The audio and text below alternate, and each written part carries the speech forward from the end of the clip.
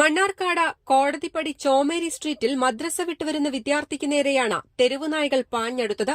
നടന്നുപോകുന്ന കുട്ടി തെരുവുനായയുടെ കടിയേൽക്കാതെ രക്ഷപ്പെട്ടത് തലനാരിഴയ്ക്കാണ്. മണ്ണാർക്കാട് കോടതിപ്പടി ചോമേരി ഗാർഡൻ റെസിഡൻസിയിലാണ് സംഭവം. കഴിഞ്ഞ ദിവസം മദ്രസ കഴിഞ്ഞ് വീട്ടിലേക്ക് പോകുന്ന വഴി കുട്ടിയുടെ പിറകെ തെരുവുനായകൾ ഓടിയെടുക്കുന്നതും കരഞ്ഞു നിലവിളിച്ചുകൊണ്ടോടുന്ന കുട്ടിയുടെ ദൃശ്യങ്ങളുമാണ് സിസിടിവി ക്യാമറയിൽ പതിഞ്ഞിട്ടുള്ളത്.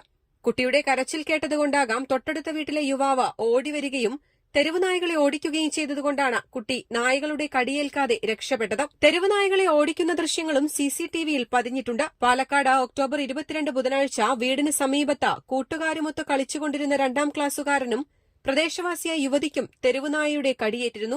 മലപ്പുറം കോട്ടക്കലിൽ വീട്ടിലെ കിടപ്പുമുറിയിൽ ഉറങ്ങുകയായിരുന്ന 8 വയസ്സുകാരനും തെരുവുനായയുടെ കടിയേറ്റിരുന്നു. ഇതിനിടെ കഴിഞ്ഞ ദിവസം രാത്രി കോഴിക്കോട് നാദാപുരത്തും തെരുവുനായയുടെ വ്യാപക ആക്രമമുണ്ടായി. ആക്രമണത്തിൽ 12ഓളം പേർക്കാണ് കടിയേറ്റത്. കല്ലാച്ചിലും പരിസര പ്രദേശത്തുമുണ്ടായ തെരുവുനായയുടെ ആക്രമണത്തിൽ 12 പേർക്ക് പരിക്കേറ്റു. തെരുവുനായകൾ പെരുകുമ്പോൾ സംസ്ഥാനമൊട്ടാകെ ഏതു നിമിഷവും തെരുവുനായ ആക്രമം ഭയന്ന് കഴിയേണ്ട അവസ്ഥയിലാണ്.